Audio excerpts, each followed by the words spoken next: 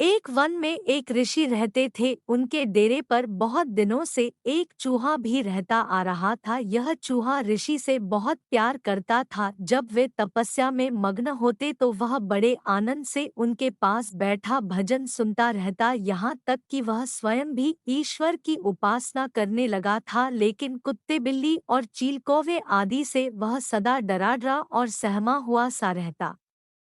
एक बार ऋषि के मन में उस चूहे के प्रति बहुत दया आ गई। वे सोचने लगे कि यह बेचारा चूहा हर समय डरा सा रहता है, क्यों न इसे शेर बना दिया जाए ताकि इस बेचारे का डर समाप्त हो जाए और यह बेधड़क होकर हर स्थान पर घूम सके। ऋषि बहुत बड़ी दैवीय शक्ति के स्वामी थे। उन्होंने अपनी शक्ति के बल पर उस चूहे को शेर बना दिया और सोचने लगे कि अब यह चूहा किसी भी जानवर से नहीं डरेगा और निर्भय होकर पूरे जंगल में घूम सकेगा। लेकिन चूहे से शेर बनते ही चूहे की सारी सोच बदल गई। वह सारे वन में बेधड़ घूमता, उससे अब सारे जानवर डरने लगे और प्रणाम करने लगे। उसकी जय जयकार होने लगी। किंतु ऋषि यह बात जानते थे कि यह मात्र एक चूहा है, वास्तव में शेर नहीं है। आता ऋषि उससे चूहा समझकर ही व्यवहार करते। यह बात चूहे को पसंद नहीं आई कि कोई भी उसे चूहा समझकर ही व्यवहार करे। वह सोचने लगा कि ऐसे में तो दूसरे जानवरों पर भी बुरा असर पड़ेगा। लोग उसका जितना मान करते हैं, उससे अधिक घृणा और अनादर करना आरंभ कर देंगे।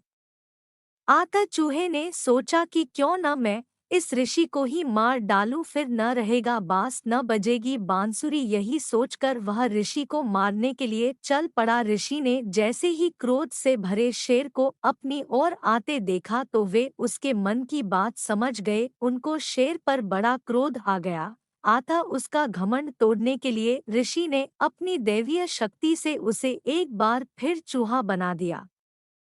शिक्षा। दोस्तों, हमें कभी भी अपने हितैषी का अहित नहीं करना चाहिए, चाहे हम कितने ही बलशाली क्यों न हो जाएं। हमें उन लोगों को हमेशा याद रखना चाहिए जिन्होंने हमारे बुरे वक्त में हमारा साथ दिया होता है। इसके अलावा हमें अपने बीते वक्त को भी नहीं भूलना चाहिए। चूहा यदि अपनी असलियत याद रखता तो उसे फिर से चूहा नहीं बनना पड़ता। बीता हुआ समय हमें घमंड से बाहर निकालता है।